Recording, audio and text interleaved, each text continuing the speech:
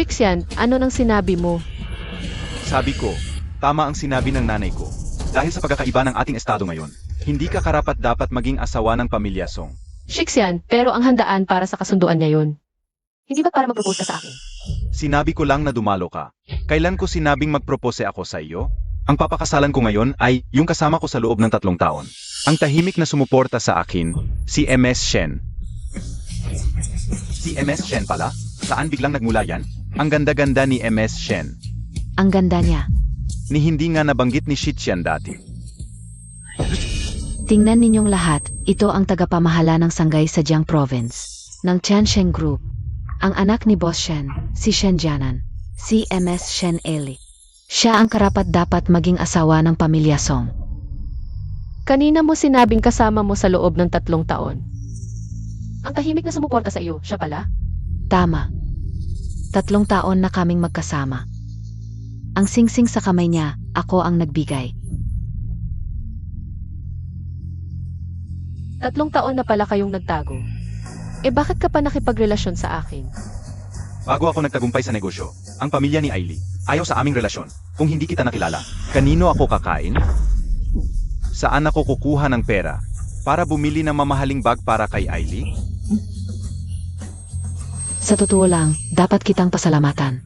Salamat sa araw-araw na maagang gumigising at nagtatrabaho para magtinda ng siopaw. Para may panggastos si Shixian sa pag-shopping, pagbili ng bag, at pag-check-in sa hotel. Bakit? Song Shixian, bakit mo ako ginanyan? Ginugol ko ang pinakamahalagang panahon ng buhay ko, 3 taon kasama ka. Binigay ko ang lahat ng tunay na pagmamahal ko. Anong tunay na pagmamahal? Ang pinakamurang bagay sa mundo ay ang pagmamahal. Makakakuha ba yan ng proyektong bilyon-bilyon? Makakapagtagumpay ba ako dahil sa pagmamahal? Ang mga ito, si Ailey lang ang makakapagbigay sa akin. Nabulagan ako noon, ngayon ko lang nakita ang totoo. Ang tunay mong pagkatao. Salamat sa hindi mo pagpapakasal sa akin. Sana'y magpakailanman kayong dalawa.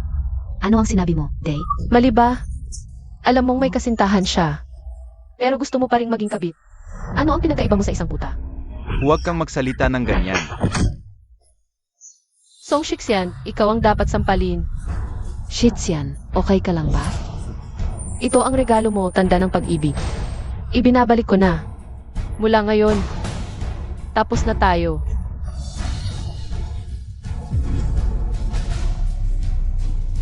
Ibalik mo ang regalo ko. Ano ang ginagawa mo? Narinig ko, ang anting-anting na ito ay may kinalaman sa pinagmulan mo, di ba? Bakit pamilyar ang anting-anting na ito? Ikaw na nagtitinda ng siopaw, nangahas kang magsalita sa akin ng ganyan, kaya't gagawin kong hindi mo makita. Ang iyong tunay na mga magulang, hindi lang ang iyong nakaraan ang puputulin ko. Pati na rin ang iyong kinabukasan. Huwag.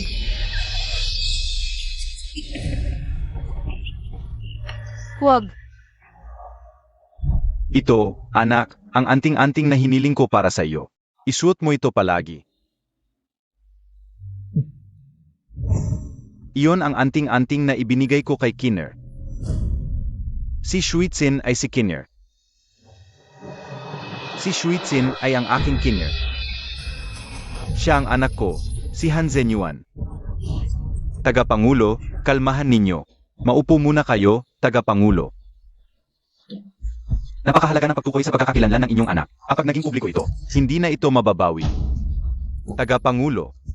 Medyo mabilis ang paghusga, batay sa isang anting-anting na hindi naman bihira. Maghintay tayo. Malapit nang lumabas ang resulta ng ENA test. Tagapangulo, maghintay muna tayo. Kung siya nga ang aking anak, lahat na nanakit sa kanya, ay hindi ko palalampasin. Huwag.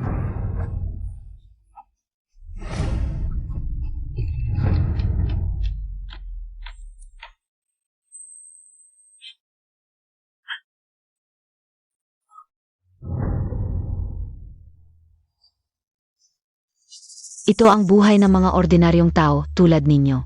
Mura, mahina, madaling masira. Kayang-kaya kong sirain ito. Ikaw, isang babaeng hindi mabubuhay kung wala ang pamilya at kayamanan. Anong karapatan mong hamakin kami, ang mga nagsusumikap para sa sarili? Tama, hindi kami nagnanakaw, bakit mo kami hinahama? Bukod sa magandang pamilya at kayamanan, ano pa ang kaya mo? Mga walang kwenta. Tama yan. Kayo'y mga nasa ilalim ng lipunan. Ang lakas ng loob ninyong sumalungat sa akin. Huwag niyo silang pansinin. Tingnan mo, ito ang matalik mong kaibigan. Magkakapareho nga kayo. Gaya mo, mababa ang kalidad. Sino ang minumura mo? Kayong mga mabababang nilalang. Papatayin ko ang inyong kinabukasan. Papatayin ang aming kinabukasan. Ikaw, sa anong karapatan? Dahil siya ang aming yung miss, dahil sa pamilya Shen. Sa Jiang Province, ang salita namin ang batas. Sa Jiang Province, sinumang lumaban sa pamilya Shen, kakausapin niya. Pagkatapos ng usapan, kinabukasan, maglalaho na lang. Naku po. Tios Hang, bakit kayo lang?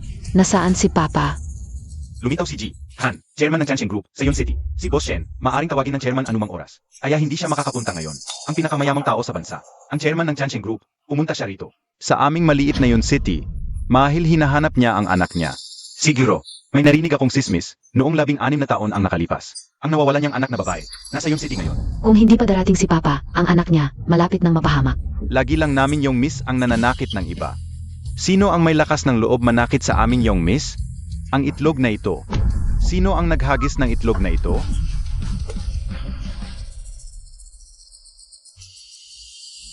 Ako ang naghagis. Tios Hang, ito ang mabait na ito, ang kalaban ko. Alam na niya ang relasyon namin ni Shichan. At walang hiya pa rin nanliligaw kay Shichan. Nang malaman niyang magpapakasal sa akin si Shichan ngayon, sinadya niyang pumunta rito para gumulong. Wala ka bang hiya? Kayong dalawa talaga. Mga taksil, sinadya niyo akong lokohin, sinadya niyo akong dalhin dito. Upang ako'y apihin at insultuhin. Ano ngayon kung apihin ka? Ano ngayon kung insultuhin ka? Basta masaya ang aming yung miss. Ay, patayin ka pa. Ano ngayon? Tama. Naninibabaw ang Chanshin Group sa buong bansa. Ang aking ama bilang General Manager ng Sangay sa Jiang Province, siya ang hari ng buong Jiang. Sa buong Jiang Province, kayang-kaya kong durugin ang sinuman, parang langgam. Pakinggan mo.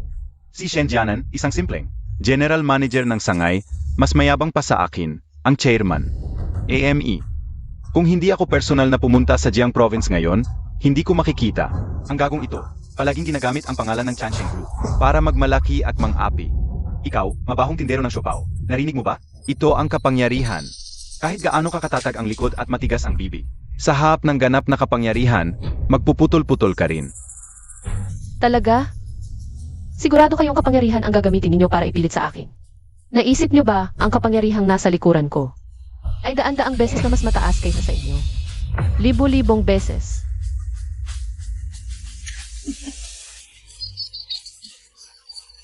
Shuitzin. Okay lang kung nagpapanggap ka sa iba. Pero dito, ikaw lang ang nahihiya. 3 taon tayong magkasama. Anong klaseng tao ka? Hindi ko ba alam? Nga. Yabang lang yan. Unawain mo na lang. Kayong mga nasa ilalim, mas madalas kayong mangarap. Na kayo'y mayamang dalagita, isang binibini, na nawala at napadpad sa kalsada. Gusto ko makita, itong palaging nangangarap na. Binibini. Saan nga ba galing? Sino ang may-ari? Tao. Hubarin niyo ang damit ng binibining ito. Hindi makatarungan. Chairman, huwag niyong ako pigilan. Kahit na si Binibining Shuitzin ay hindi ang aking killer, ang usapin ito ay akuin ko. Lumabas na ang resulta ng DNA test. Si Binibining Shuitzin ang tunay na binibini. Siya ang binibini na nawala noong 16 na taon. Tingnan niyo, sigurado. May awa ang langit. Kumilos. Maglakas loob ka. Maglakas loob kayong galawin ang anak ni Han Zenyuan. Timbangin niyo muna ang sarili niyo. Isang alagang hayop ka lang ng isang alila sa ilalim ko. Naglakas loob ka pang mangagat sa iyong Panginoon.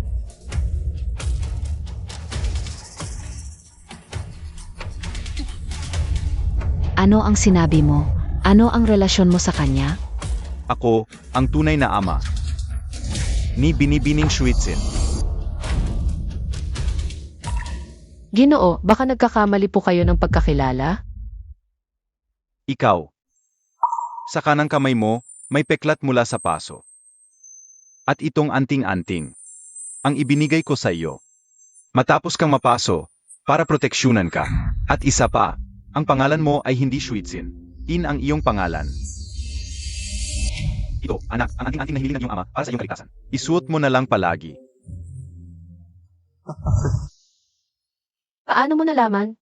Binilang, ipinakuha ko ang buhok mo sa tindahan ng siopaw. Pinadala pa sa ENA test. Ito ang resulta.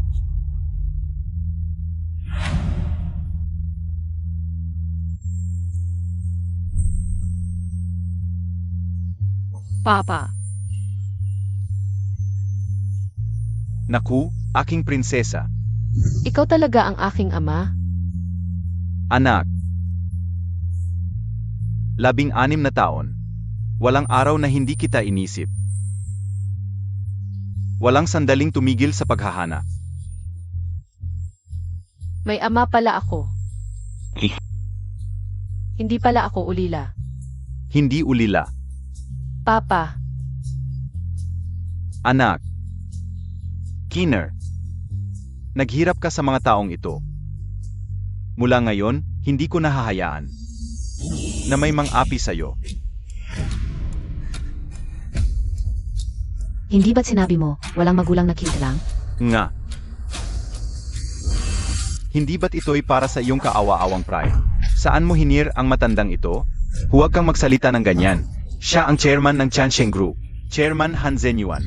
Ang pinakamayaman sa Chanxia Building, Han Zenyuan. Mukhang totoo ang balita. Si Chairman Han, talagang pumunta sa Yucheng para hanapin ang anak. Hindi ko inakala na si Miss Shuitzin pala. Ang matagal nang nawawalang anak ni Chairman Han. Ikaw talaga si Chairman Han? Ang nagtitinda ng siopaw. Talagang anak ng pinakamayaman? Impossible. Pekeng. Tiyak na pek siya. Matalino talaga ang aming Miss. Chairman Han, totoo na nasa Yuncheng. Pero kanina pa umaga, ang aming amo, si Boss Shen Jianan, ay nakabantay na sa hotel ni Chairman Han. Naghihintay ng tawag kung talagang nandito si Chairman Han. Paano niya hindi malalaman? Sino ba siya?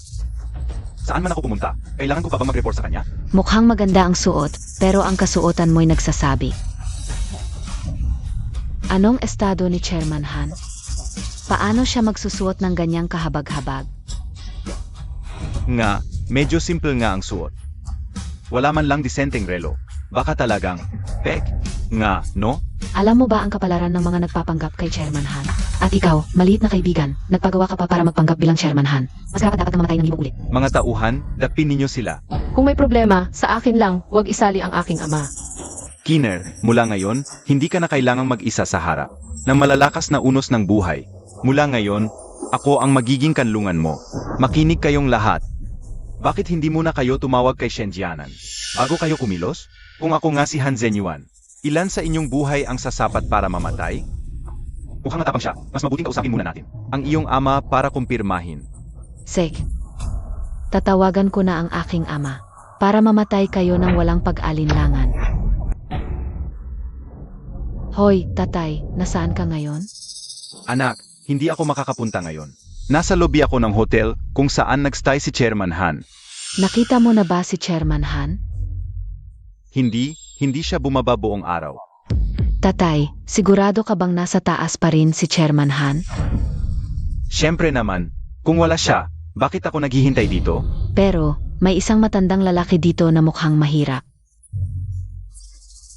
Na nagsasabing siya mismo si Chairman Han, at siya raw ang tunay na ama nung maliit na kaibigang nagbebenta ng siopaw. Anong kalokohan yan? Buong araw akong nandito. Hindi lumabas si Chairman Han. At kanina, pumunta ako sa taas para tingnan. Ang mga personal na bodyguard ni Chairman Han ay nakatayo sa labas ng suite. Mukhang tama ang hinala ko, peking nga siya. Kawatan, nagpanggap pa bilang pinakamayaman sa Dacia. Talagang hindi alam kung paano mabuhay. Ailey, dakpin mo silang lahat. Pupunta na ako doon, dadalhin ko sila. Kay Chairman Han para siya mismo ang humusga. Mabuti, ibigay mo sila kay Chairman Han. Malaking puntos na naman ito. Hintayin ka namin. Peki nga talaga. May mga tao, dahil sa pagiging mapagmalaki, kayang-kaya ang lahat, kahit magpanggap bilang pinakamayaman sa Dacia. Talagang hindi alam kung paano isulat ang salitang kamatayan. Narinig mo ba? Pupunta na ang aking ama at ibibigay kayo kay Chairman Han mismo para humusga. Sa oras na iyon, kahit ang Diyos na mismo ang dumating, hindi kayo maliligtas. Mas mabuting bilisan niya.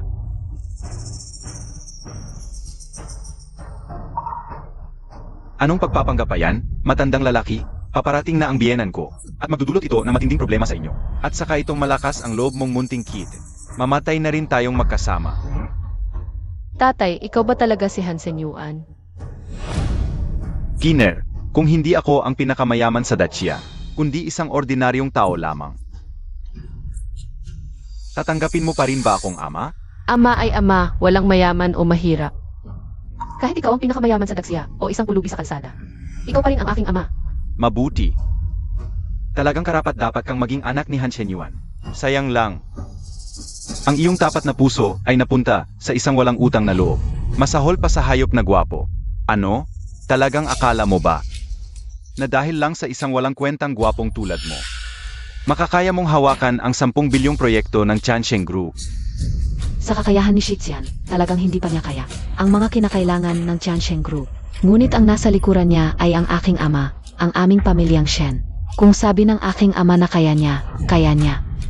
Ang Chansheng Group ay pangalang Han, hindi Shen. Si Shen Jianan ay isang empleyado lamang.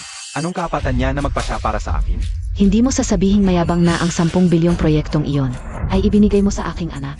Tama, dahil lamang sa paggalang sa aking anak na babae. Ako mismo ang nag-utos na ipagkaloob yun sa kanya. Nalilito ka na ba sa katandaan? Nang tanggapin ni Shixian ang 10 bilyong order na yon, hindi pa siya nakikilala nitong munting kid, ni hindi mo alam kung siya nga ang iyong anak. Nagbigay ka na agad ng 10 bilyon para sa kanya. Sino ang maniniwala diyan? Hindi talaga magkatugma ang oras. Nahuli ka na. Nahuli na. Tatay, bago yun, wala pang resulta ang fifth test. Paano mo nalaman na ako ang iyong anak? Kiner, noong panahong iyon ay hindi ko talaga matiyak na ikaw ang aking anak. Ngunit noong umagang iyon, sa iyong pagkatao ay naramdaman ko ang init ng pagmamahal ng isang anak. Sa loob ng 16 na taon, ang aking paghihinagpis para sa iyo ay tulad ng tinik sa puso. Kahit sa huli ay mapatunayang hindi ikaw ang aking anak. Pa sa sandaling init na iyon. Kahit magbayad ng 10 bilyon, handa akong gawin iyon. Tatay, Mag-imbento ka pa. Pag-isipan mong mabuti. Ilang buwan na ang nakalipas nang magsimula ang bidding para sa proyektong ito. Ikaw ba ang nagrekomenda kay Song Shixian sa iyong tatay? Pero tumanggi siya, di ba? Paano mo nalaman? Kagabi lang, biglang may tumawag sa tatay mo. Hindi lang niya pinayagan ang proyekto para kay Song Shixian. Mula sa 1 bilyon, tumaas pa ng 10 bilyon. Sinong nagsabi sa'yo? Ang detalye mo ah. Ako ang nag-utos, Shen Jianan. Siyempre, alam ko lahat. Kalokohan. Paparating na ang tatay ko. Nandito ka pa rin at nagmamalaki. Mga tauhan, alisin ang upuan niya. Patihan mo siya. Sinong maglalakas loob? Ikaw din, Bonso. Baliin mo ang binti niya. Patihan din siya. dumating na si Boss Shen. Nandito na si Boss Shen. Si Boss Shen na. Siya yun. Tatay, dumating ka na. Nasaan? Tingnan natin kung sinong hangal ang gustong mamatay. At nagpapanggap bilang si Chairman Han. Siya yun. Siya. Shen Jianan, isang araw lang ang lumipas. Lumaki na ang loob mo, pati sarili mong amo. Hinamak mo. Matanda ka na, nandito na ang tatay ko. Nag-angal ka pa? Tatay, sampalin mo muna. Magagawa ba niya? Ba, papaluin ka ng tatay ko. Tatay, anong nangyari sa'yo? Yenan, nadulas ka ba? Sinong gagong tu? Ang naglatag ng carpet. Tulungan mo ang tatay ko. Sech, amo. Umalis ka. Ang iyong lingkod na si Shen Jianan. Ay bumabati sa chairman. Chairman nga talaga. Ang ordinaryong matandang ito. Siya pala ang chairman ng Chansheng Group. Ang pinakamayaman sa Chia. Napakasimple pala. Tatay, nakita mo ba? Itong matandang to. Paano siya maging si Chairman Han? Ang kapal ng mukha mo. Ito mismo ang. Chairman ng Chansheng Group, si Han Zenyuan. Totoong totoo. Shen Jianan, ang anak mong ito, napakapangahas. Dahil sa iyong kapangyarihan sa Jiang Province. Hindi lang niya inagaw ang nobyo ng anak ko. Gusto pa niyang saktan ang anak ko. At mga kaibigan niya. Lubusang papatayin. AMEA, hindi lang yon, pati ang anak mong babae. Pinapaluhod pa ang chairman. Ikaw, masamang anak, sumunod ka, lumuhod ka, Magmano ka kay Chairman Han at humingi ng tawad. Bingi ka ba? Lumuhod. Chairman, nagkakamali po ako. Isang hamak lang po ako. Di ko po alam ang tunay ninyong pagkatao. Kung alam ko lang, di ko po kayo. Pagwawalang galangin. Chairman, matanda na po ako. Mahina ang pandinig at paningin. Nasagasaan ko po ang inyong karangalan. Dapat po akong mamatay. Paumanhin po, Chairman. Ako po ang anak, walang malay. Nakasakit po sa inyo. Hindi sa akin ang dapat ninyong paghingian ng tawad, kundi sa aking anak na babae. Chairman, sino po ang inyong anak na babae? Siya po ang binibini. Ikaw po ba ang kasintahan ni Song Shichian na nagbibenta ng siopao? Tama, siya ang aking anak na nawawala ng matagal. Ang binibini ng pamilyahan. Hamak na tao po, nakikita ang binibini. Ang anak ko ang sumalubong sa inyo, karapat-dapat siyang mamatay. Ako ang hihingi ng tawad para sa kanya. Kiner, nagkakamali ako. Patawarin mo ako ngayong bises. Manugang. Nagkamali ang biyenan mo. Magmamano ako sa iyo. Patawarin mo ang matandang ito, isang bisis lang. Kiner, mahal kita. Ikaw pa rin ang minamahal ko. Di mo karapat-dapat banggitin ang pag-ibig. Kung mahal mo ako, bakit ka nakipagrelasyon sa iba? Ang dahilan kung bakit ako nakipagrelasyon kay Shen Li ay para sa iyo, para sa kinabukasan nating dalawa. Para sa akin, Alam ko mababa ang pinanggalingan ko, pero gusto kong ibigay sa iyo ang pinakamagandang buhay. Ngunit noong nagsisimula pa lang, palagi akong nabibigo. Mabilis ang tagumpay, kaya ako sinadyang ilapit si Shen Li para magamit ko ang kanyang kayamanan at impluensya para umangat ako. Balak ko, kapag matagumpay na ako, itatapon ko siya at ikakasal sa iyo. Song Shichian, hayop ka. kung ganoon, bakit nang matagumpay ka na? Ako ang naiwan. Dapat akong mamatay. Habang kasama ko si Shen Li, naakit ako sa kapangyarihan ng pamilya nila, sandaling nawala sa sarili. Ay ako nagawa ang kalokohang ito. Ngunit nanunumpa ako, kahit na palagi kong pinapasaya. Si Shen Li, sinusunod ko lahat ng gusto niya. Pero hindi kailanman ako nagkaroon ng tunay na pagmamahal pa sa kanya. Ikaw pa rin ang laging nasa isip ko. Kiner, Song Shichian, putang ina mo. Sino ang nagsasabi na ako ang pinakamamahal mo sa buhay na ito? kung hindi ko sinabi sa iyo yon, sasama ka ba sa akin? Gago ka. Papatayin kita. Bastos, sa harap ng chairman, nagwawala ka pa? Manugang, narinig mo na?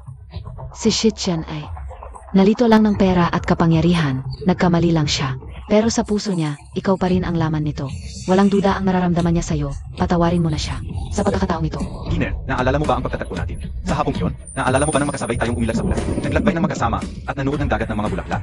Bawas sandaling kasama kita. Malinaw na malinaw ang alala ko. Kiner, binibini, hindi mapapatawad ang salita ng ganyang lalaki. Kiner, sa huli, tayo'y mga tagalabas lang. Ang nararamdaman ninyong dalawa, ikaw ang pinaka nakakaalam.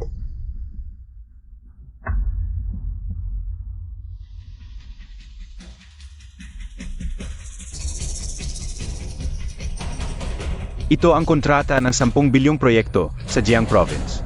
Kung patatawarin mo siya o hindi, nais kong ikaw ang magpasya. Kiner, nagkamali talaga ako. Patawarin mo ako sa pagkakataong ito. Tiyak na gagawin ko ang lahat para sa iyo. Paumanhin. Ang kabutihan mo ay napakamura. Hindi ko kailangan. Hindi ko pakialam kung dahil sa yaman at pera. O dahil sa pagtataksil sa damdamin. Sa harap ko, pareho lang ang lahat. Isang pagtataksil habang buhay na paglayo. Hindi. Nagkamali ako. Hindi. Hindi.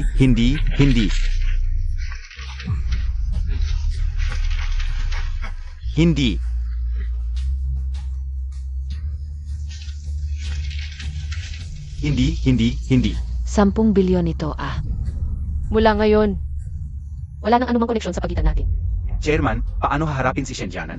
Si Shen Jianan, gamit ang pangalan ng aming Chansheng Group, ay nang-api sa Jiang Province at nanggulo. At tinayagan ang kanyang anak na mang-api sa mga tao at magmalaki. Mula sa oras na ito, titiwalag sa Chansheng Group at hahabulin ang lahat ng responsibilidad. Tulad ng pagnanakaw at pagtanggap ng suhol, pag-abuso ng kapangyarihan. Chairman, hindi na ako ulit. Hindi na talaga. Nakikiusap ako. Patawarin niyo ako. Paano nangyari to? Paano? Ako ang binibini ng mayaman. Mga tauhan, ilahin sila palabas, ayaw ko nang makita sila. Maaari akong magbayad sala. Alam mo ba kung sino ang utak sa likod ng pag-agaw sa dalagitan noon? Alam mo kung sino? Kung sasabihin ko, mapapatawad mo ba ako? Wala kang karapatang tumawad. Kung ayaw mong mamatay, magsalita ka na. Ang iyong asawa, si GNG Lee Wanrong. Sino?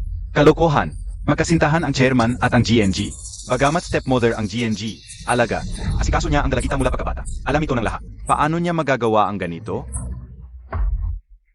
Hindi ako nagsisinungaling. Si Tsuma ang nagsabi sa akin nito, at mayroon akong recording bilang ebidensya. Si Tsuma ba, yung pinaalis ng GNG sa pamilyahan dahil sa pagkawala ng dalagita? Tama. Nakipagsabwatan na siya sa GNG noon pa. Sinadya niyang dalhin ang dalagita para mamitas. Nakapila na ang mga tao at agad nilang dinala ang dalagita. Pagkatapos, ginamit ito ni GNG Lee. Papaalisin si Tsuma, pero binigyan niya ito ng pera. Manahimik at lumayo. Bakit niya sinabi sa iyo ang mga ito? Taga Jiang Province siya. Natatakot siyang patayin siya ng GNG.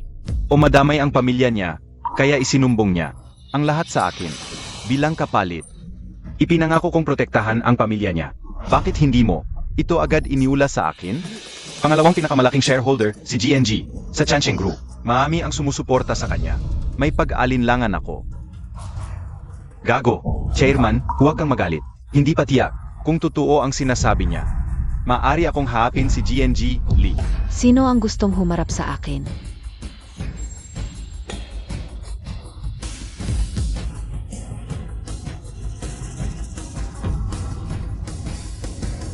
Shenjianan, ano ang gusto mong pagtapat sa akin? Ano? Ngayong nandito na ako, hindi ka na nagsasalita. Wanrong, bakit ka rin narito sa Yuncheng? Hindi ako mapalagay sa pag-isa mo, kaya sumunod ako. Ito ba si Kinner? 16 na taon nang hindi nagkikita, dalaga ka na. Kinner, ito si Tiali. Batiin mo. Tatawagin ko ba siya? Depende sa katotohanan. Nang sinabi ni Shenjianan, kung siya ang dahilan kung bakit nagkahiwalay kami ng tatay ko. Sa loob ng 16 na taon, hindi ko lang siya tatawagin. Sabihan mo ng kapayahan. Shenjianan, sinabi mo noong 16 na taon na ang nakalipas. Ako ang nag-utos na agawin si Kinner. Shenjianan, huwag kang matakot. Nandito ako, sabihin mo lahat ng alam mo, walang itatago.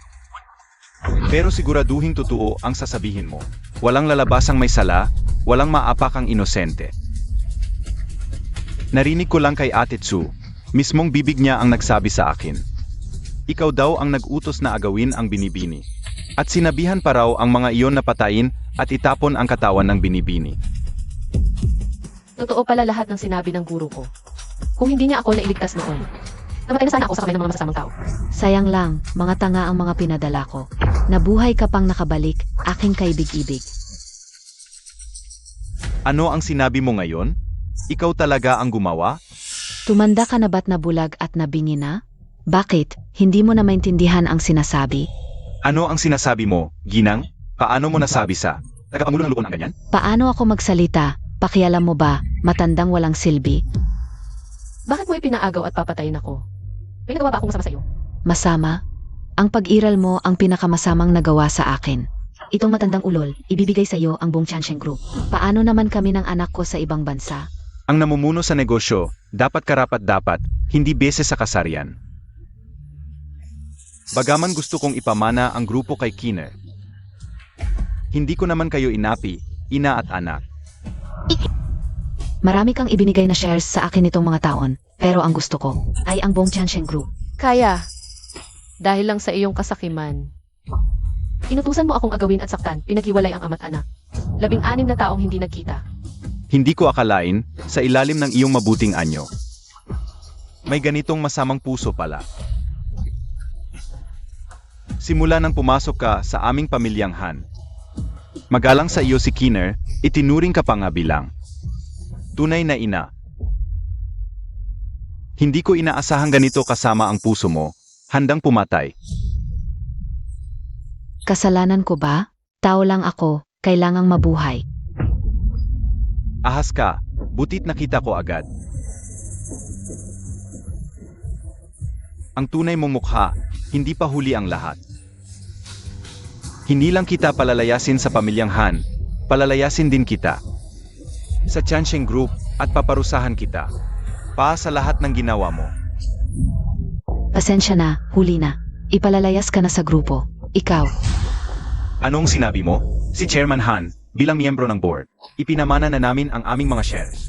Kay Boss Lee, siya na ngayon ang pinakamalaking shareholder ng Chansheng Group. Ano? Ikaw? Bukod pa riyan, nagdaos na kami ng board meeting.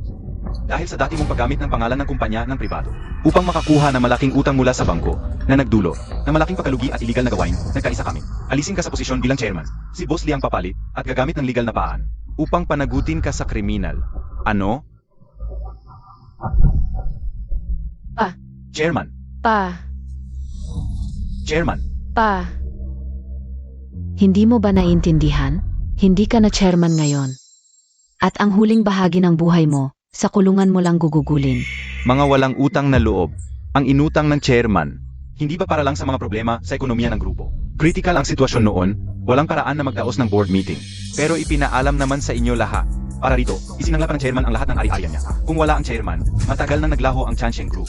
Sabi mo ginamit para sa kumpanya, ebidensya, walang board approval, lahat ng iyon ay personal na aksyon.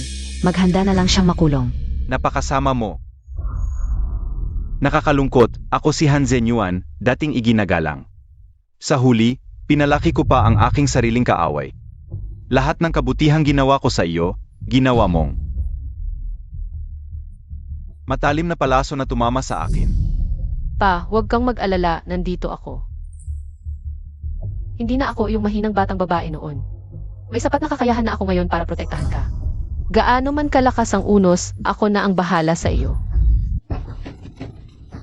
Ikaw ang bahala. Tumingin ka nga sa sarili mo, bago ako dumating. Nalaman ko na lahat. Isang nagtitinda ka lang ng siopaw. Ang utang ng tatay mo, 200 bilyon. Kahit 10 buhay kang magtinda ng siopaw, hindi mo mababayaran. Kinner, pesensya na sa iyo, pa. 16 na taon tayong nagkahiwalay. Gusto kong ibigay ang lahat para bumawi sa iyo. Pero ngayon lang dumating. Ganito na ang nangyari sa iyong ama. Pa, ang gusto ko lang ay isang magiliw at nagmamahal na pamilya. Hindi malamig na pera at kapangyarihan.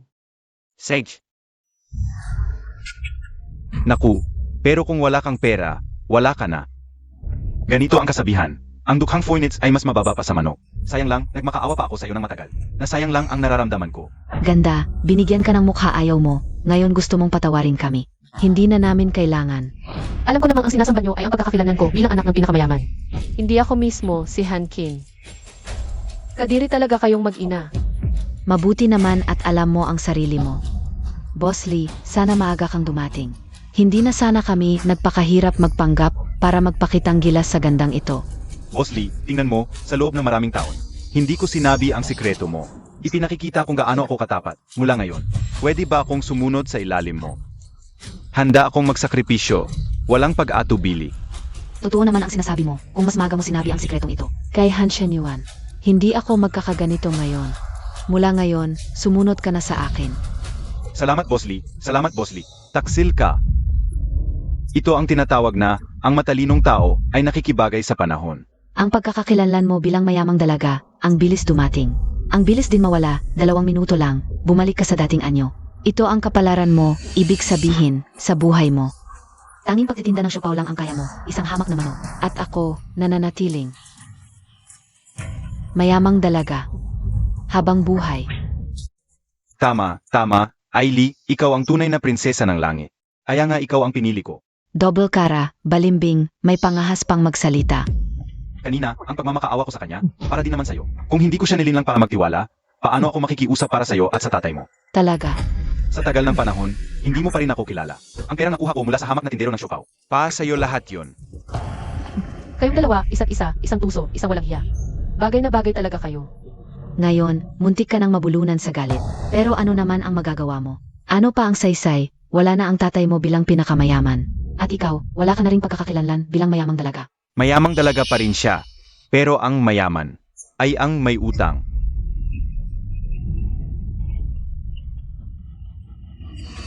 Anong pinagtatawanan mo? Tinatawanan ko kayong dalawa, mga palaka sa balon. Yung pagkakakilanlan bilang anak ng pinakamayamang tao na sobrang taas para sa inyo.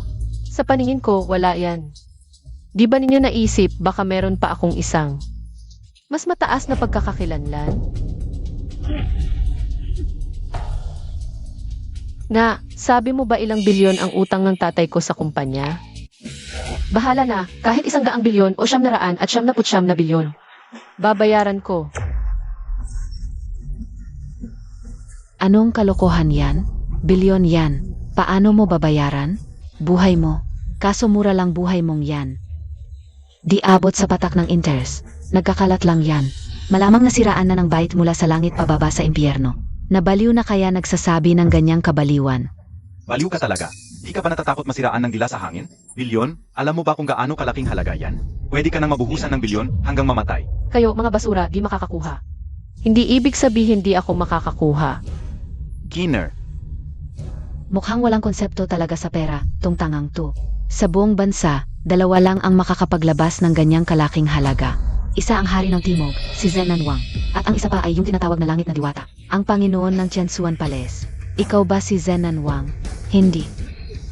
Ikaw ba ang Panginoon ng Tiansuan Palace? Parang hindi rin. Paano mo nalaman na hindi ako? Sabi mo ikaw si Zenan Wang. Di siya karapat-dapat magsuklay ng sapatos ko. Mukhang nagkakadeliryo ka na to. Yang sinabi mo, kahit ang kasalukuyang hari, walang karapatang sabihin yan. Wala siyang karapatan, pero hindi ako ang Panginoon ng Tiansuan Palace. Wala rin karapatan? Nababaliw na, yang batang yan, nagpapanggap pa. Bilang Panginoon ng Tiansuan Palace. Keener, huwag kang magsalita ng ganyan. Ang Tiansuan Palace, bawal yan sa Dacia. Ang lakas ng loob mo, Hankin. Sino-sino na lang pinagpapanggapan mo, Panginoon pa ng Tiansuan Palace. Ngayon, kahit 10 ulo mo, di sasapat sa pagpugot. Nagpapanggap bilang Panginoon ng Tiansuan Palace. Parang humahamon sa kamatayan yan. Kahit ang hari, nag-ingat sa Tiansuan Palace. Nagpapakabastos pa siya sa Panginoon ng Tiansuan Palace. Di ba? Talagang malaking kasalanan. Ikaw mismo ang naghahanap ng gulo, kahit anong Diyos. Di ka na maliligtas. Nabigla lang ang anak ko. Huwag nyo sanang. Pansinin yan. Isang maling salita. Narinig naming lahat ng malinaw. Sinasadya niyang mapanggap bilang punong abadisa ng Tiansuan Palace. Tama, malinaw na sinasadya niya. Para maiwasan ang pagkalagay sa panganib. Ang lahat, iminumungkahi kung magpatotoo tayong lahat. At iharap siya sa Zhaixing Palace. Wala akong kinalaman dito. Siya mismo ang nagpangga. Tiansuan Palace, handa akong magpatotoo. Talagang pagbagsak ng peder, lahat tumutulak. Handa rin akong magpatotoo. Kayo.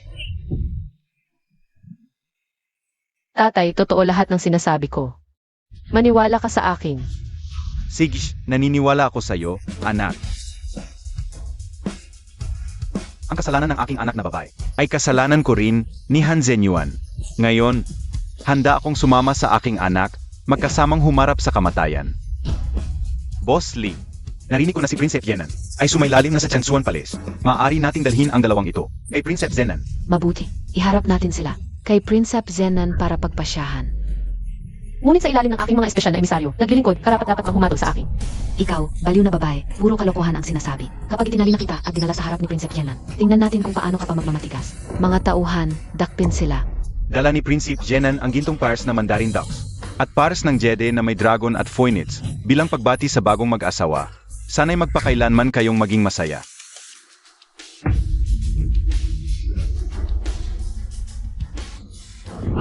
Nakita po namin si Princess Zenan. Nakita po namin si Princess Zenan. Tumayo na kayong lahat. Hindi na kailangan na maraming protokol. Ngayon, bulad ninyong lahat, narito ako upang batiin ang bagong mag-asawa. Sa kanilang magandang pag-isang dibdib, isang mainit na pagbati sa inyong dalawa. Nga, hindi ba ngayon ang engagement party ni Ginoong Song Shixian at ng kanyang nobya? Tama, tama. Agalang-galang na Princess Zenan, narito po ba kayo ngayon para sa akin? Engagement party. Ikaw si Ginoong Song Shixian. Maligayang bati. Hindi ko inaasahang may koneksyon ka pala sa Tiansuan Palace. Tiansuan Palace. Lao Shen, ang bagong manugang mo. Ano ko siya pakagalang sa Zenan? Ginoong Song, sino-sino po sila? Shichian, hindi mo ba kami ipakikilala? Kay kagalang-galang na Princess Zenan. Ito ang aking nobya, si Shen Eli. Ikaw ang kanyang nobya? Ay ganda at kaaya-ayang dalaga. Ang inyong dalawa ay bagay na bagay, perpektong magkapares. Ito ang aking magiging biyenan, Shen Jianan, Boss Shen. At ito ang bagong chairman ng Chansheng Group, Li Wanrong Boss Lee. Maligayang pagtatagpo. Hindi ko inakala. May koneksyon din pala sila kay Zenan Wang. Talagang wala nang magagawa ang pamilyahan ngayon. Mukhang hindi mo pa naiintindihan, Zenan Wang. Kung para kanino ka talaga narito ngayon. Ano ang sinasabi mo? Keener, huwag kang bastos kay Zenan Wang. Ginoong Zenanwang, tamang-tama ang pagdating ninyo.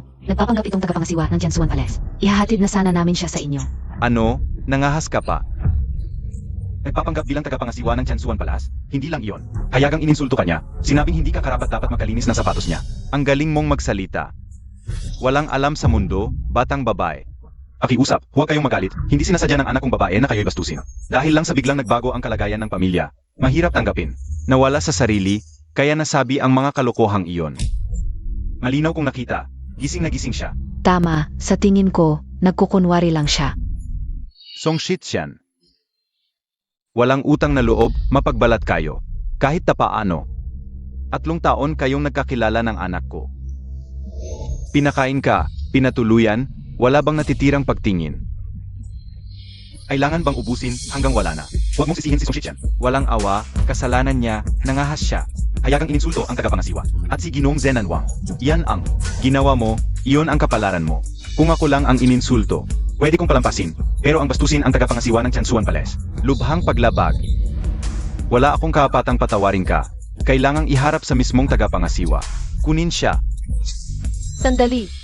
Akin. Tanong ko, pumunta ka rito para magbigay ng handog. Unos ba ito? Nina Filong at Beifeng. Ikaw. Paano mo nalaman? Filong Beifeng. Sino ba yan na may ganoong impluensya? Na kayang utusan si Zenan Wang?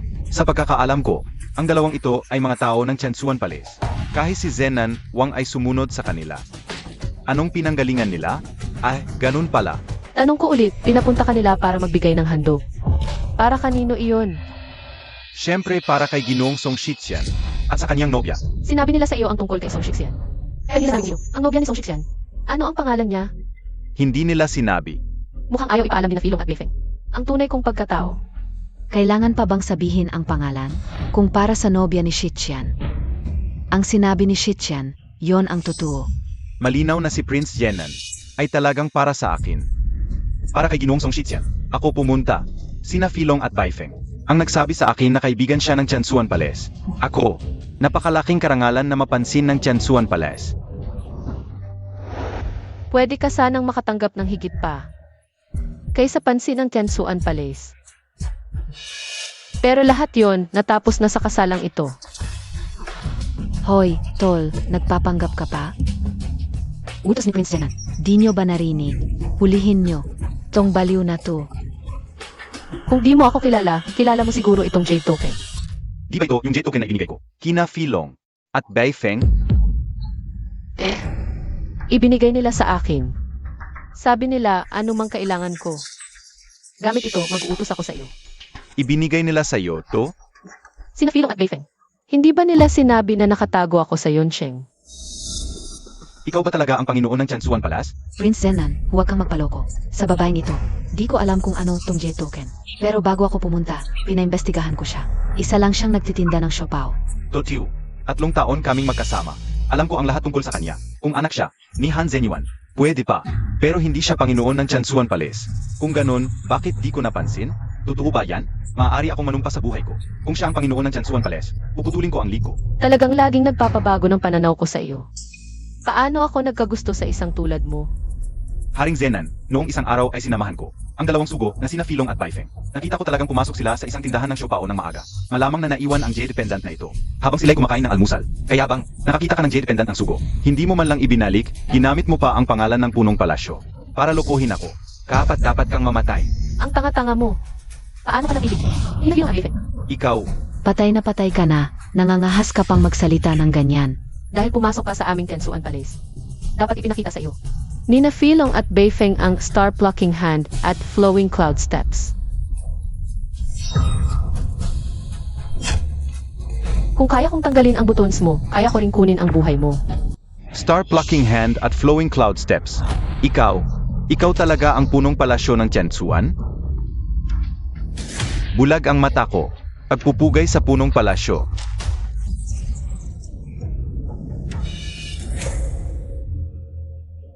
Hindi pwede. Impossible. Isa lang siyang batang ligaw na nawawala ng matagal. Siya pala talaga ay ganoong kataas na tao. Hindi mo ba sinabing hindi siya? Hindi mo ba sinabing, kabisado mo siya? Wala na. Nagalit ang pamilya Song sa Tiansuan Palace. Tapos na ang pamilya Song. Ako ang tanga. Nabulag ng pansariling interes. Nasayang ang napakagandang manugang. Nagsisisi ako. Chairman, ang binibini, siya talaga ang punong palasyo ng Tiansuan? Maliligtas na ang pamilyahan. Kiner, ikaw, Tatay, sinabi ko na sa iyo noon pa. Hindi na ako ang batang babae na kailangan ng proteksyon. Ngayon, kaya ko nang protektahan at alalayan ka. mabuti. Napakaganda. Si Shuitzin pala ay ang punong palasyo ng Tiansuan. 3 taon kaming nagtinda ng magkasama. Kailangan talagang magpa-picture mamaya. Tumayo na kayo. Salamat, punong palasyo. Punong palasyo. Ang mga taong ito ay may masamang hangarin. Gusto nilang gamitin ako para patayin ka. Karapat dapat silang mamatay. Paano sila parurusahan? Kiner, ako. Hindi mo ba sinabi na kung ako ang punong palasyo ng Tiansuan? Magpapakamatay ka agad ka rito mismo. Kung tunay kang lalaki, tuparin mo ang sinabi mo. Kung duwag ka at takot mamatay, ipikit mo ang iyong mabahong bibig. Kung magsasalita ka pa ng kahit isang salita, marurumihan ang tenga ko. Ngayon ay pagpuputol-putulin kita sa maliliit na piraso.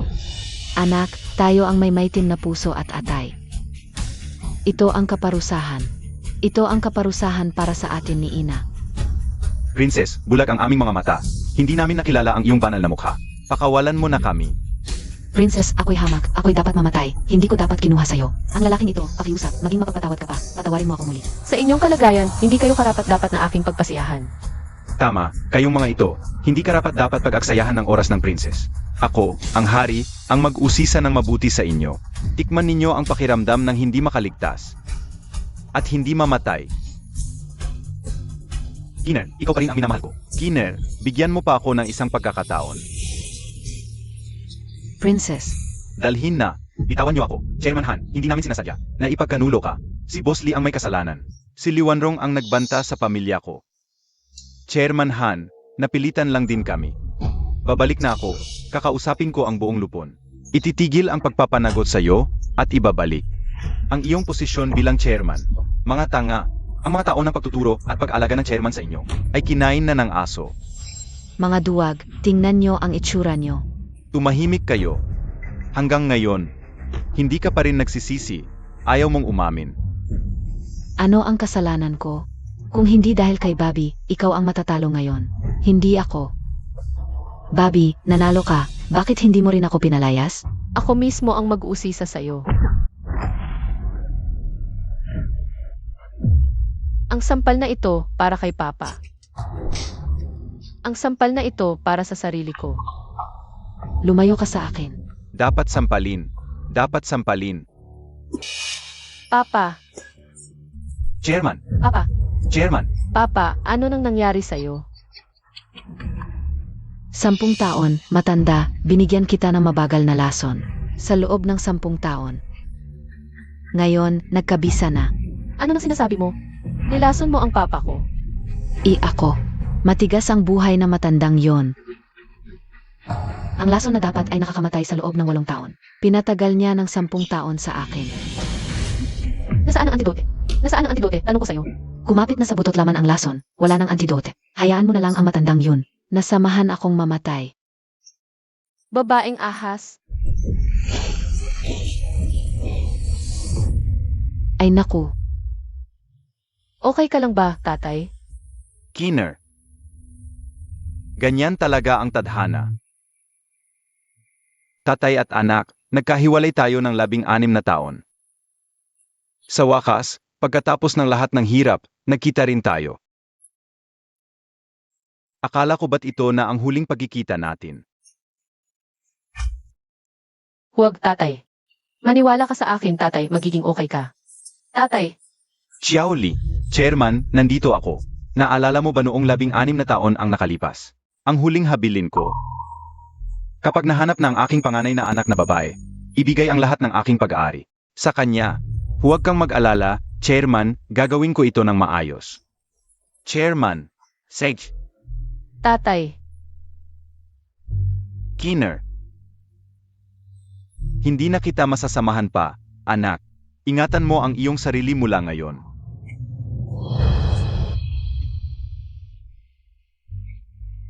tatay, Chairman, tatay, gising ka.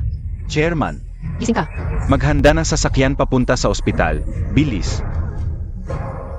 Beifeng, dalhin mo ang Immortal Spirit Herb mula sa Tiansuan Palace papuntang Yoncheng. Mas mabilis, mas mabuti.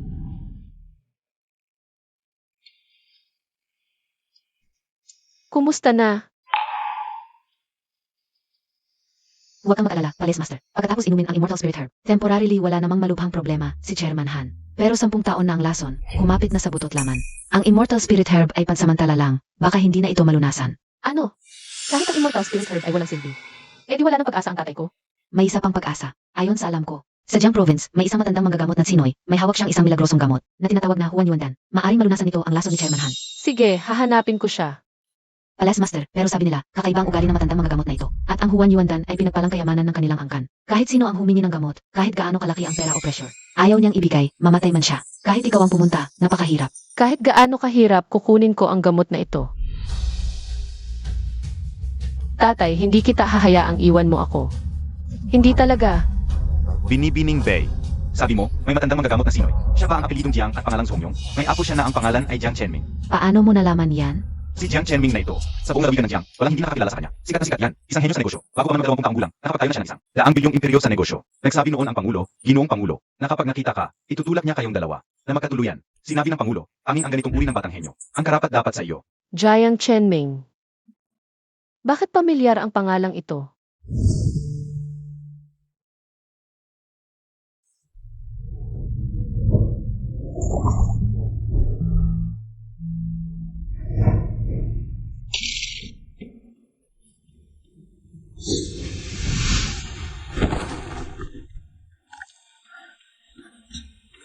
Salamat, Diwata, sa iyong paglilig sa buhay ko. Ako si Jiang Chenming. Ano po ang tawag sa inyo, Diwata? Diwata. Siya kaya yun? Pero ngayon, hindi na papayagan ng Pangulo na pakasalan mo siya. Narinig ko na itong si Jiang Chenming. Pagkatapos pumunta sa bundok Jingling, nagkaroon ng problema sa isip. Gusto niya sa bundok Jingling para maging isang monghi. Itong si Jiang Chenming. 3 taon na ang nakalipas, pumunta sa bundok Jingling. Pagbaba niya, naging sira ulo na. At pagkatapos noon, bumalik siya sa bundok Jingling nang hindi bababa sa 100 beses. Sa bawat pag-uwi niya, lalong naging malungkot at nawawala. Kamakailan ay narinig ko, nag-away siya sa kanyang lolo. Gusto niya talagang pumunta sa bundok Jingling para magmonghi. Kakaiba nga yun. Baka kaya, noong nahulog siya sa bangin. Natakot at nawala ang kaluluwa niya. Ganito na lang ba mawawala ang isang henyo? Panginoon, ang halamang diwata ay makapagpapahaba lamang ng 3 araw bago magdulot ng lason. Dapat na tayong magmadali upang humingi ng gamot. Sige, ihanda ang sasakyan. Pupunta tayo sa pamilya Jiang. Itong walang hiya, gusto pa sa bundok Jingling para hanapin ang diwata. Wala namang diwata sa mundong ito. Ang pamilya Jiang ay may isang supling lamang. Kung magmomonghi ka, mawawalan ng tagapagmana ang aming angkan. Gino, ayaw pa rin kumain ng binatilyo. Itong hayop. Mamatay man sa gutom, dito sa pamilya Jiang, hanggat hindi mo tinitigil ang pagmomonghi. Hindi kita hahayaang lumabas ng pintuang ito. Lolo, desidido na ako. Matatag ang loob ko. Walang sinuman ang makakapagbabago nito. Alam kong sa aking katayuan, hindi ako karapat-dapat sa diwatang iyon, dahil hindi ko siya makamtan. Pupunta na lang ako sa bundok Jingling para samahan siya habang buhay. Itong hayop ka. Kung gusto mong lumabas ng pintuang ito, kailangan munang maging abo. Ang matandang buto ko, kasawian ng pamilya.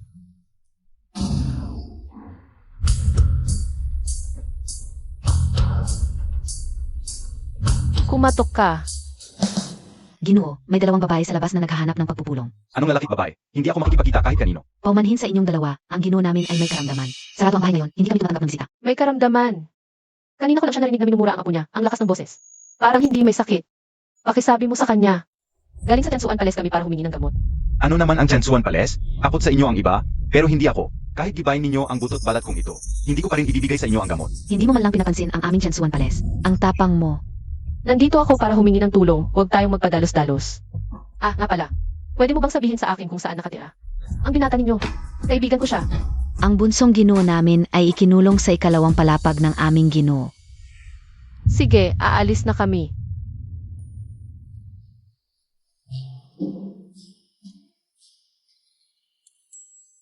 Masadong maliit ang tingin sa akin ni Lolo. Akala niya mahuhuli niya ako sa ganito.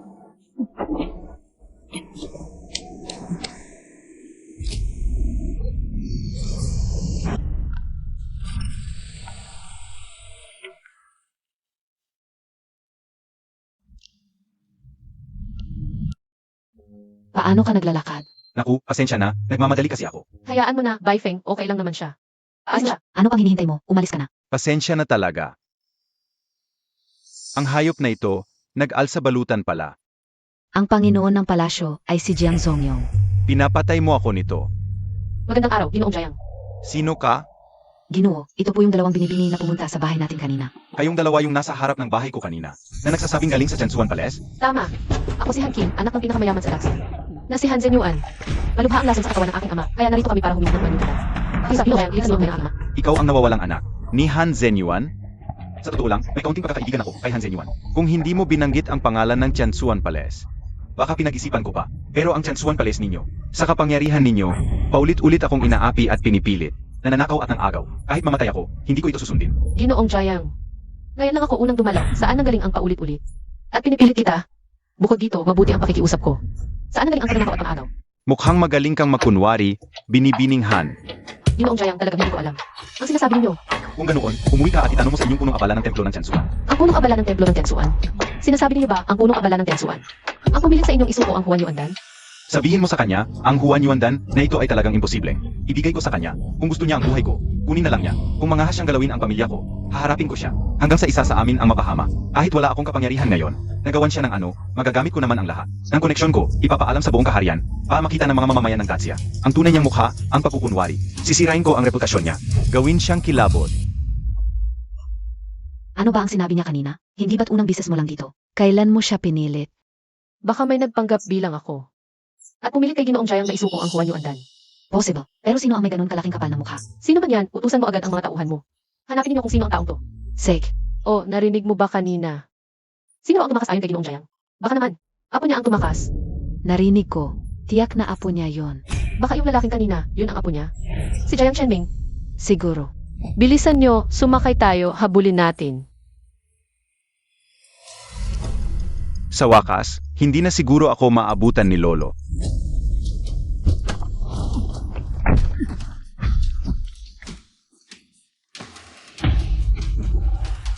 Boss, naghintay sa kumpanya mo ng halos 2 linggo si Jijiang. Hindi ka nahuli. Akala ko naman sa lolo mo. Hindi ka rin mahuhuli. Pero ilang araw lang, nahuli ka na rin. Bilis, kuhanan mo ng video para sa boss, para makita niya. Nahuli ko na si Jijiang. Tara, sino ka? Bitawan mo ko. Huwag kang matakot. Imbitahan lang namin kayo sa bahay para mapahinga sandali. Mga bro, isakay nyo siya. Bitawan nyo ko. Gwapong lalaki, ayaw mo ng masarap, gusto mo ng mapay.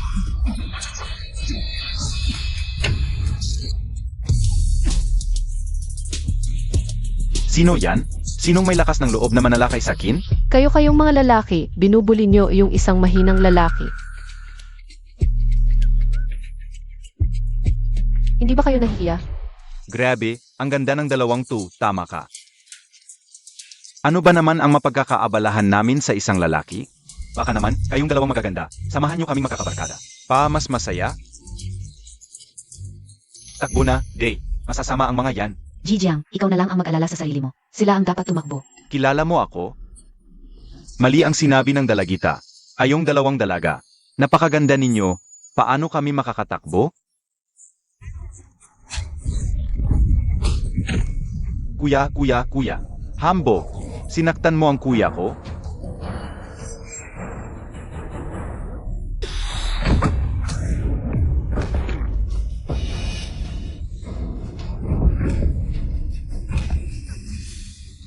Ano, hindi pa kayo nagsasawa? Gusto mo pa? Sige, laro tayo ulit. Ayoko na, maawa ka po, Lola, maawa. Umalis na kayo. Alis na ako, bilis. Maraming salamat sa inyong dalawa sa pagligtas sa akin. Parang nakita na kita, dalagita. Ayo ba? Ay nakita na dati? Bago mahuli ang gumamit ng pagkakakilanlan ko, mas mabuting huwag munang magpakilala. Mukha rin kitang pamilyar, siguro. Nagkita tayo sa bidding ng negosyo noon. Ay, ganun pala. Kanina mo tinanong kung sino sila. Hindi mo ba kilala ang mga yon? Hindi ko sila kilala. Bakit kanila hinuhuli? Hindi ko rin alam. Nako, baka sila. Ang pumilit kay Lolo Jiang. Naibigay ako Yuandan. Nagkamali ako. Dapat hindi ko. Pinakawalan sila. Wala iyon. Kung gusto nila ang Huan Yuandan, babalik sila sa Jiang. Naalala ko, kayo pala ang nasa subdivision ng lolo ko noon, dalagita. Nandito kayo para sa Huan Yuandan? Nailigtas ka namin. Magpapasalamat ka ba?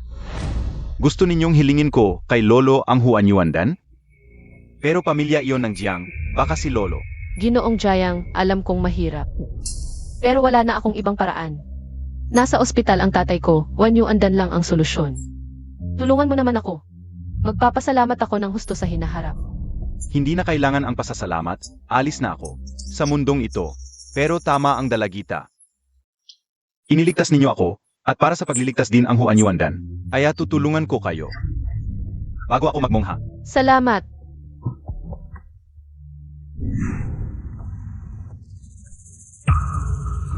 Boss Han, nahuli na ang gumamit ng pangalan mo. Si Pinwu ang tawag sa kanya. Kilala bilang Kinuyi, may impluensya sa Jiang Province. Mga tao ba natin to? Parang mga nasa labas lang. Pag nakuha na natin yung Huan Yuandan, saka natin siya ayusin. Sek, Sabi ko na nga ba, kung akala nyo ibibigay ko sa inyo, yung Huan Yuandan, wala kayong pag-asa.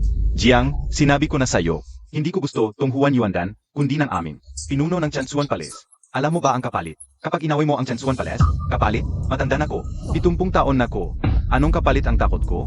Kung gusto mo ang buhay ko, kunin mo na, yung matandang yan. Gaano ba yan kahalaga? Hindi ka takot mamatay. Pero yung apo mo, takot ka ba? Anong sinabi mo? Hahawakan mo ang apo ko? Magagawa mo? Sa Jiang Province. Wala pang bagay na di ko kayang gawin. Ako si Kinu.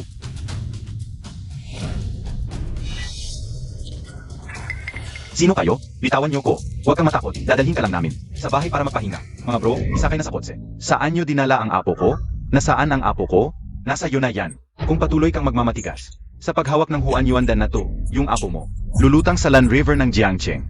Baka pag nakita mo siya, nakakain na ng isda, yung kalahati ng katawan niya. Ikaw, kung mas mahalaga pa sa iyo ang Huan Yuandan kaysa sa apo mo, di ko napipilitin. Di ko naman sinabing hindi ibibigay. Yan ang tama. Isang pilduras lang. Hindi naman yan katumbas ng buhay ng apo mo. Ibibigay ko sa iyo ang Huan Yuandan. Talaga bang pakakawalan mo ang apo ko? Wala naman akong sama ng loob sa apo mo. Kung hindi lang talaga gustong-gusto ng aming pinuno ang Huan Yuandan na hawak mo, hindi ako gagawa ng ganito. Ibigay mo sa akin ang pilduras. At agad kong ibabalik sa iyo ng buo ang apo mo.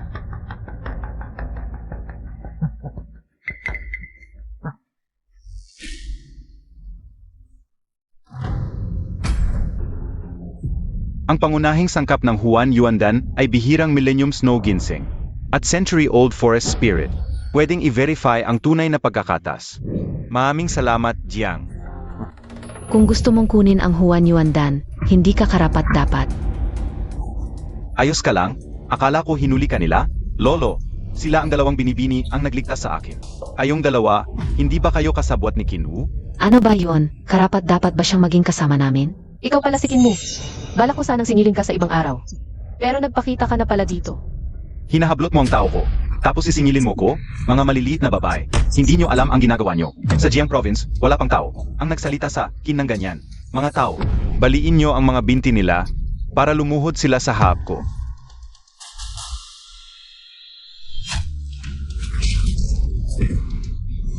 Hindi ba't lahat sila galing sa Chansuan Palace? Bakit sila ang nag-aaway?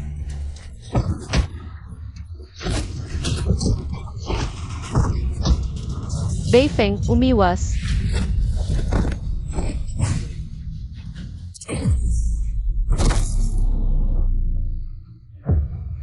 Nakapatay gamit ang dahon? Sino ka ba?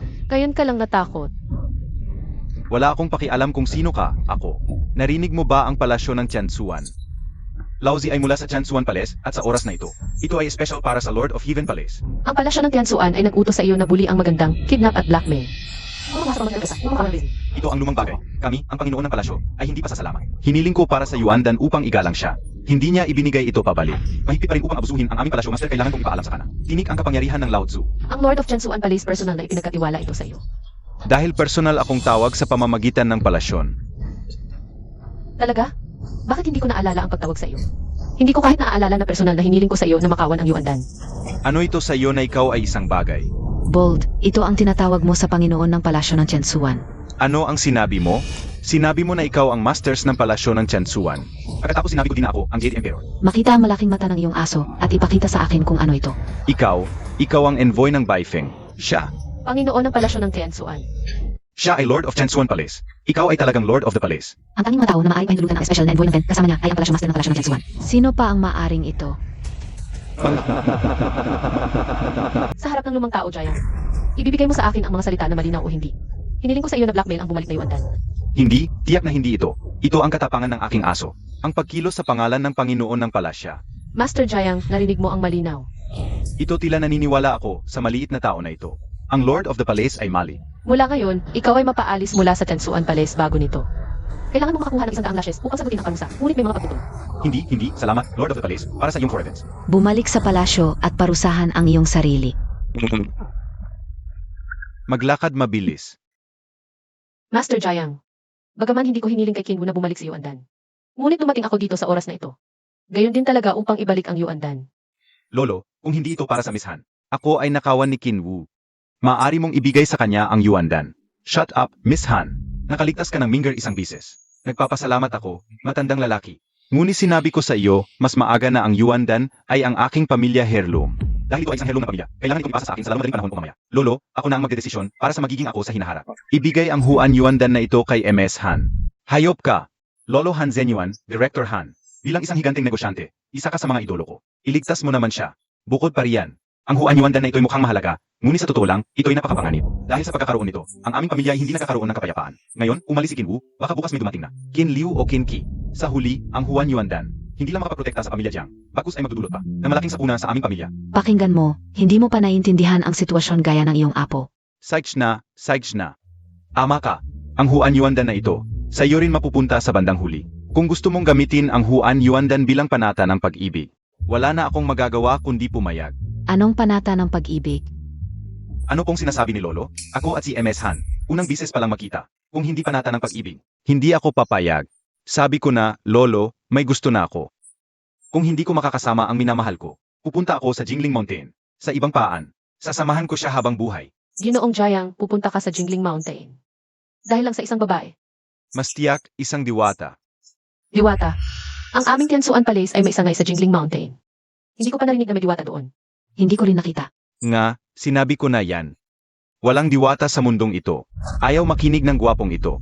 Kung hindi ko nakita ng personal, hindi rin ako maniniwala. Nakita mo ng personal? Hindi lang nakita, niligtas pa niya ang buhay ko. Baka ang tinutukoy niya ay ako. Ginoong Jayang, dahil lang sa isang taong nakita mo ng sandali. Ganito ka na agad napaibig. Wala namang dahilan. MS Han, kailangan ba ng dahilan ang love at first sight? Kung kailangan, paano patatawaging love at first sight? Bukod pa riyan, ang pagmamahal sa isang tao, hindi naman nakadepende sa kanyang hitsura. Dahil sa pakiramdam na yon, malalim at hindi malilimutan. Kahit na, hindi ko siya nakita sa loob ng 3 taon, nandoon pa rin siya sa puso ko. Hindi nawawala. Ginoong Jayang, dahil lang sa isang taong hindi naman siguradong totoo. Handang talikuran ang lahat ng babae sa mundo. At isakripisyo ang buong buhay mo, magpapari ka? Totoo siya. Ang problema lang, kami, hindi lang kayo nakikita. Pero bakit mo sinasabing wala siya? Milyon-milyong babae sa mundo, wala ni isang katiting sa kanya. Kaya, paano naging pag-aksaya ng buhay ko, ang pagmamahal ko sa kanya? Tinulungan lang kita, pero umibig ka ng todo sa loob ng 3 taon. Pero may iba, minahal ko ng buong puso sa loob ng 3 taon. Ginantihan lang ng kataksilan. MS Han, nakuha ko na ang gamot na kailangan. Aalis na muna ako. Kapag napunta ka sa Jingling Mountain, puntahan mo ako sa Jingling Temple. Ingatan mo ang sarili, Lolo. Hay naku, itong batang to. Paano kung hihilingin kong manatili ka? MS Han, bilang anak ng pinakamayamang tao sa Griatia, at bilang pinuno ng Tianzuan Palace na iginagalang ng lahat, mas mataas ang estado, hitsura, at pamilya mo kaysa sa akin. Pero pa sa iyo, paghanga at respeto lang ang nararamdaman ko. Ang puso ko, para lang sa kanya.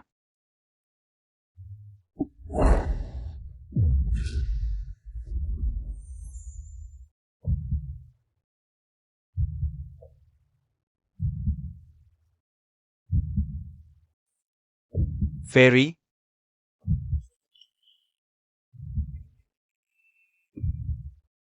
Noong iniligtas kita, sinabi mo ang pangalan mo ay Jiang Chenming. Tinanong mo kung paano kita itatawag. Hindi ako sumagot noon. Ngayon, sasabihin ko ng malinaw. Ang apelyido ko ay Han at Qin ang pangalan ko. Ikaw nga. Young Master Jiang. Ngayon, gusto mo pa bang maging monghe sa Jingling Mountain? Hindi na talaga. Ay patayin mo ko, hindi na. Ang apo kong pinag-aral ng 20 taon, hindi man lang makumbinsi ng lolo. Pero isang batang babae na minsan lang nakita, nakakumbinsi agad. MS Han, pwede bang magtanong? Ikaw ba, May asawa o boyfriend ka na? Meron noon. Pero wala na ngayon. Sage. Kunin mo ang iyong pansumpa at tulungan natin ang biyenan mo. Lolo, ano ba ang pinagsasasabi mo? Salamat, Lolo Jayang.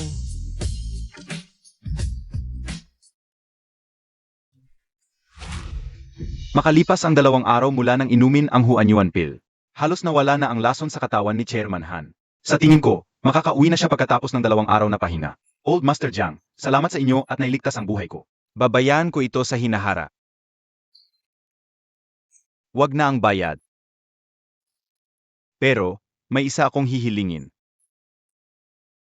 Old Master Jiang, anuman ang hilingin mo, papayag ako. Pero kung tungkol sa anak kong babae, wala akong magagawa doon. Hindi ko yon kontrolado. Ah, ikaw talaga, Han Zenyuan. Totoo palang napakatalino mo. Bakit mas tuso ka pa kaysa sa akin? Lao Jiang, nagbago na ang panahon. Hindi na ngayon. Ang lumang lipunan kung saan nakasalalay ang kasal sa sinasabi ng mga magulang at tagapag-ayos. Hayaan natin na ang mga kabataan ang magdesisyon para sa sarili nila. Nga, mukha na itong matanda akong hindi na makasabay sa panahon. Kiner, pumunta ka na muna sa labas kasama si Ginong Jiang. May konti pa akong sasabihin kay Lao Jiang. CJ, Miss Han, ano ang plano mo sa hinaha? Babalik ka pa ba sa Chansuan Palace? hindi na. Para kong ipabaya ang Tiansuan Palace. Kinapilong at Wei-Feng para pangasiwaan. Noong bata pa ako, nangako ako sa aking ama na paglaki ko. Tutulungan ko siyang magdala ng trabaho, kaya ngayon, balak kong kunin ang pamamahala ng Tianxia Group. Totoo ba? Kung gayon, dahil single ka pa, pwede ba akong manligaw sa'yo? Naman, kung kaya mo akong maabutan sa pagliligaw. Kung hindi ko kayo makuha sa isang araw, gagamit ako ng 100 araw. Kung hindi sa 100 araw, ibibigay ko na ang buong kong natitirang buhay para ligawan ka.